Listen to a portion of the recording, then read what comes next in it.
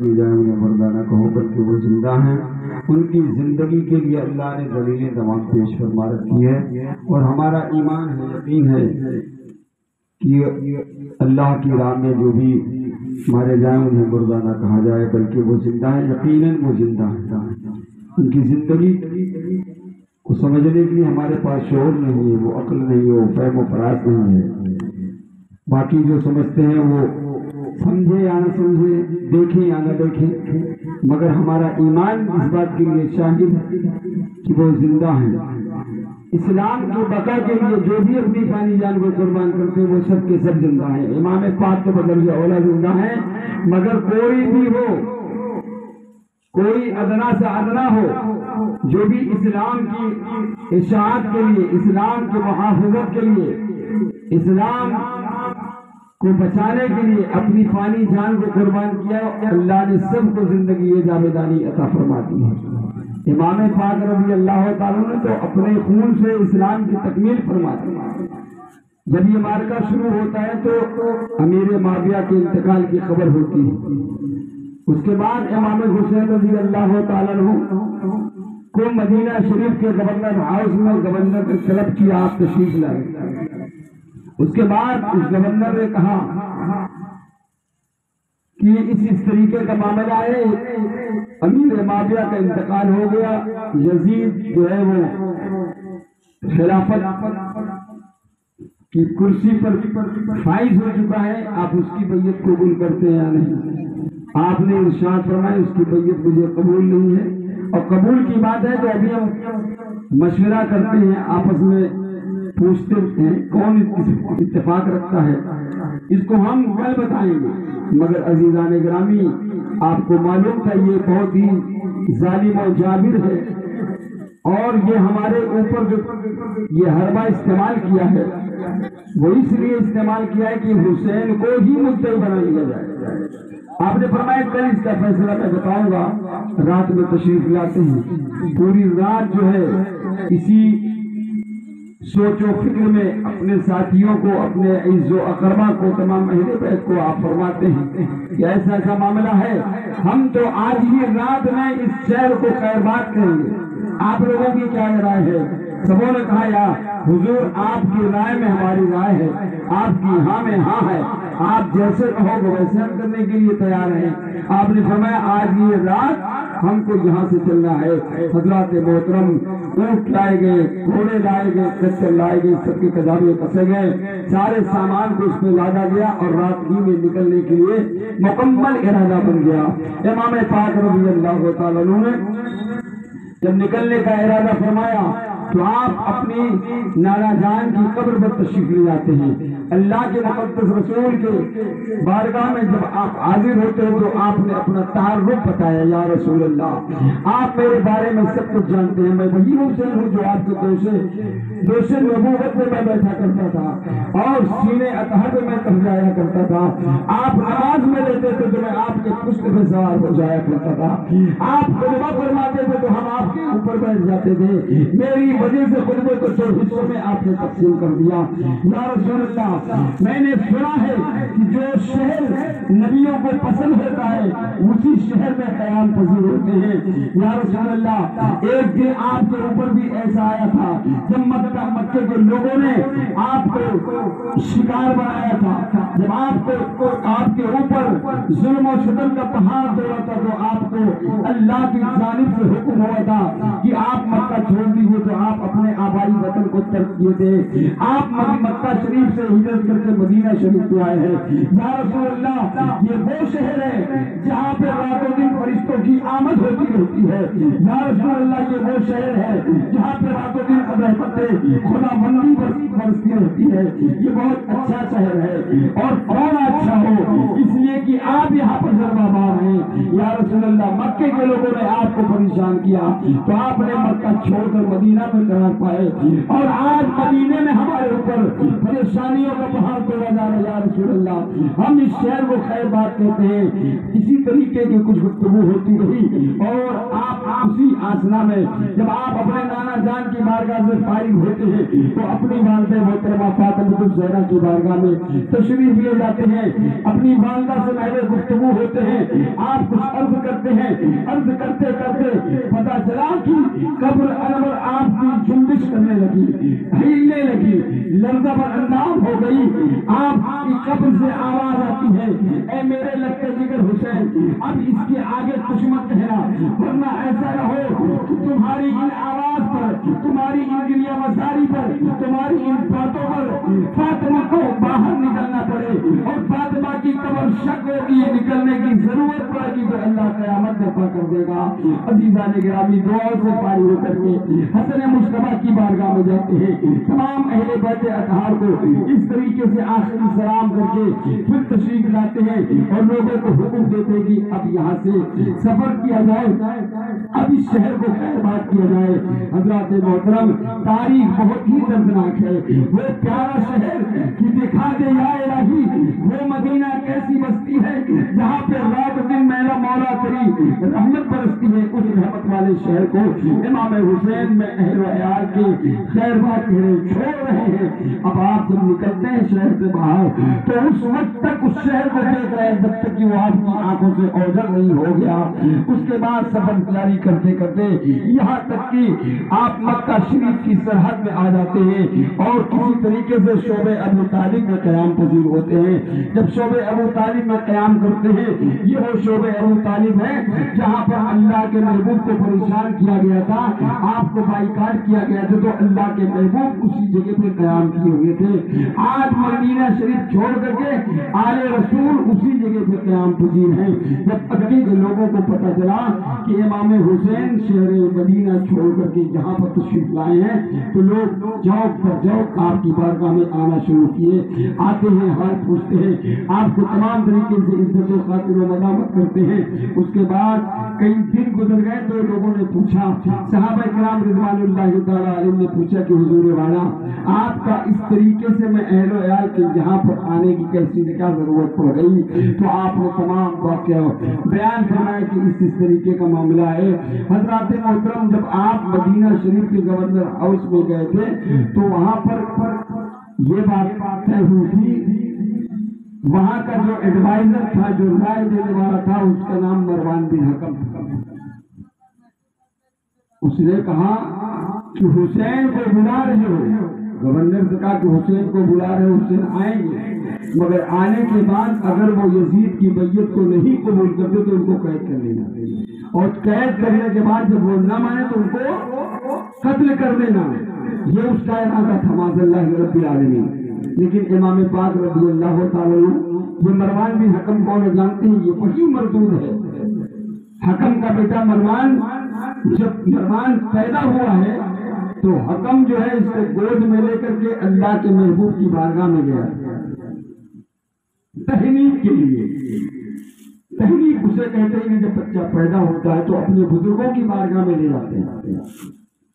تو جو صاحب سجادہ جو بزرگ ہوتے ہیں وہ اپنے منہ میں کچھ میٹھی چیز ڈال کر کے چباتے ہیں، چبانے کے بعد اس کے منہ میں ڈالتے ہیں، بچے کے منہ میں کھلاتے ہیں، اس کے بعد اس کا نام رکھتے ہیں، دعا ہوتی ہے۔ تو مروان کو لے کر کے اس کا باپ حکم جو ہے اللہ کے محبوب کی بارگاہ میں گیا، اور جیسے ہی داخل ہوتا ہے ویسے ہی اللہ کے پیغمبر کی نظر پڑتی ہے۔ آپ نے ارشاد فرمایا، الوضع ابن الوضع، یہ تو گرگٹ کا بیٹا گرگٹ ہے۔ گرگٹ سمجھتے ہیں، گرگٹ سمجھتے ہیں، رنگ بدلتا ہے۔ آپ دیکھتے رہیے، اگر ہری چیزوں میں ہے تو وہ ہرا ہو جائے گا، سرخ چیزوں میں ہے تو وہ سرخ ہو جائے گا، مٹمائلے میں ہے تو رب اسی میں بدل دے گا، یعنی جس رنگ جہاں پر وہ رہے گا اسی کی طرح وہ ہو جایا کرتا۔ تو آپ نے فرمایا الوضع ابن الوضع، یہ گرگٹ کے بیٹے کو، گرگٹ کو کیوں یہاں لائے ہو؟ تو اس کو یہ بات بہت خراب لگی، چلا گیا۔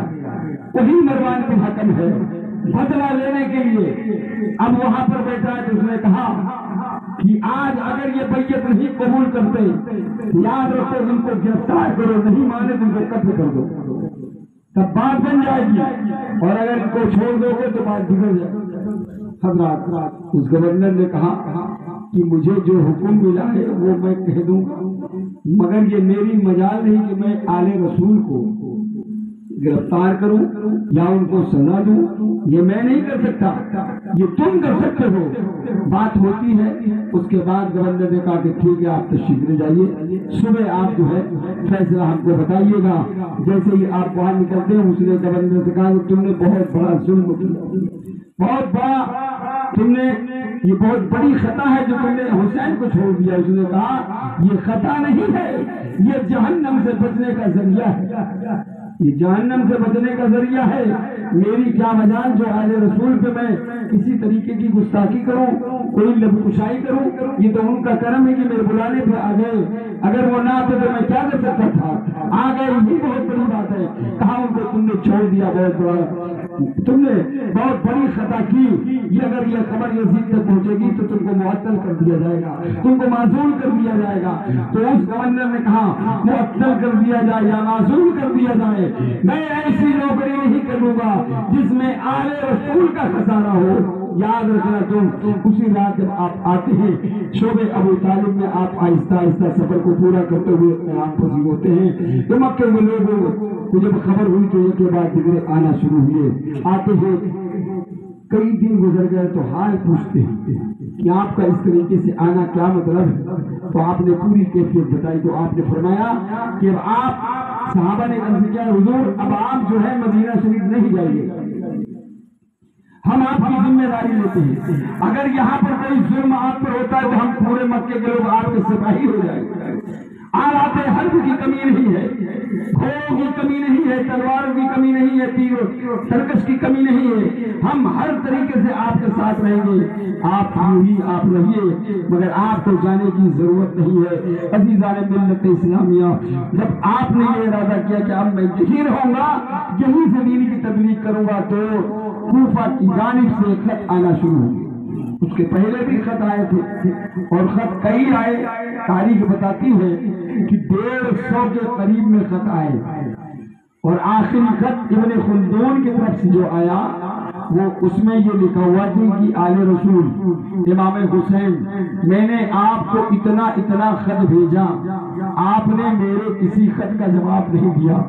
अगर आप आज नहीं आते हो, अगर आप हमारे बुलाने में हमारे पास, आप हमारे दरमियान नहीं आते हो, इसलिए कि जब से यजीद पलीद खलीफा बना है, हम उसके पीछे नमाज जुमा ईदैन नहीं अदा करते हैं, हम उसके पीछे नहीं पढ़ते नमाज, न उसके पीछे ईदैन की नमाज, न जुमे की नमाज, किसी वक्त हम उसको तस्लीम नहीं करते कि वो मेरा खलीफा है। आप तशरीफ लाइए, हम आपके दस्ते हक परस पर इस तरीके से बैयत करेंगे, इसलिए कि हम उसको नहीं मानते हैं, हम आपको खलीफा मानते हैं। और याद रखिए, अगर आप न तशरीफ लाए, हमको जुल्म, हमारे ऊपर जुल्म होगा, बाज़बरदस्ती हमको अगर उसकी बैयत को कबूल करना पड़ा और कल मैदान महशर जब कायम हो मगर क़यामत में मैं जवाब इसका नहीं दे पाऊंगा, लिहाजा आप मुझे न रोकिए। लेकिन फिर भी मक्का शरीफ के तमाम बड़े सहाबा ने अर्ज किया कि हुजूर वाला, आप न जाकर के आप किसी को अपने जानशीन बनाकर भेजिए, जब वहां जाए वो तो वहां की खबर आपको हो जाए। अगर वहां की आब व हवा, वहाँ के माहौल, वहाँ की हालात बेहतर हो तब आप तशरीफ ले जाइए।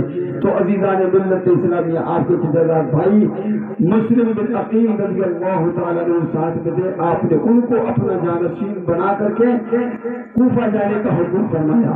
हजरत मोहतरम वो तारीख वो साथ आ गई, हजरत मुस्लिम बिन अकील जानशीन इमाम हुसैन बन करके मक्का शरीफ से कूफा के लिए रवाना हुआ। जब आप यहाँ से जाने लगे तो आपके साथ आपके 2 छोटे छोटे बच्चे, इब्राहिम और मोहम्मद, एक की उम्र शरीफ 6 साल और एक की उम्र शरीफ 9 साल, ये तारीख में बताई जाती है।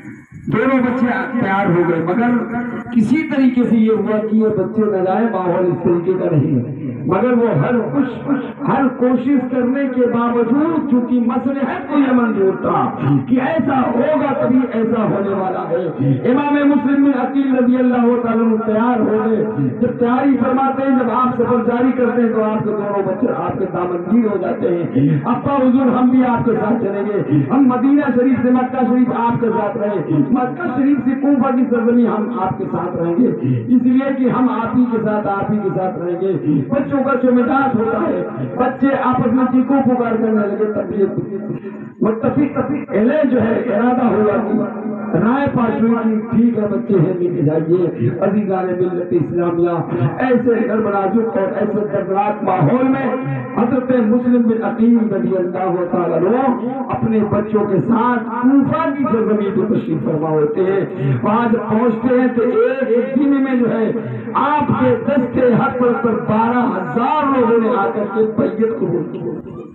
12,000 لوگ آئے ایک دن میں، 12,000 لوگ، اور ایسے کرتے کرتے جب وقت آیا ہے تو 40,000 لوگ آپ کے دستے حق پر بیعت قبول کی۔ جب اتنے لوگ آپ کے ساتھ ہوئے تب آپ وہاں پر رہ کر کے پھر امام حسین کے نام خط لکھا، اور جب خط لکھنے کے بعد جب روانہ کیا خط، اسی کے بعد سے جو ہے وہاں پر یہ راز شروع ہوا ہے۔ ظلم و ستم کے پہاڑ توڑنے کا موقع ملا لوگوں کو، اور تمام طرح کی جتنی بھی ناپاک کوششیں تھی جب مسلم بن عقیل کے لیے سوچ و فکر کر کے اور میدان میں آپ کے مد مقابل آنے لگے۔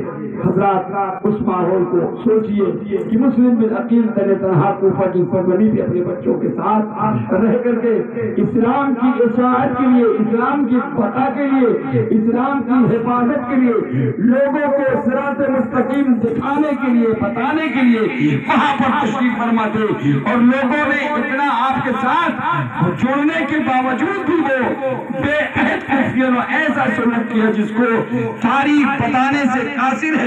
زبان میں وہ طاقت نہیں ہے، کان میں وہ سننے کی تاب نہیں ہے۔ جو ماحول جو ان کے ساتھ سلوک کیے گئے اس کو کوئی برداشت نہیں کر سکے۔ یہ ہمارا آپ کا مزاج ہے کہ سن کر کے ہم ٹال دیتے ہیں، مگر تاریخ پڑھیے تو صحیح، آپ تاریخ پڑھیے کہ ایسے وقت میں ایسے آپ کے ساتھ جو سلوک کیے گئے ان سلوکوں کو اگر بیان کیا جاتا ہے تو لوگ سوچ کر کے سمجھ کر کے اس وقت جو ہے ضرور پریشان ہوتے ہوں گے، اس لیے کہ آپ نے کچھ کسی کا بگاڑا نہیں تھا، کسی کا کچھ لیا نہیں تھا، صرف امن و امان کے لیے تشریف لے گئے تھے، اسلام کی بقا کے لیے آپ تشریف لے گئے تھے، لیکن اس کے جواب میں آپ کو کیا ملا؟ انشاءاللہ العزیز زندگی نے وفا کیا تو کل پھر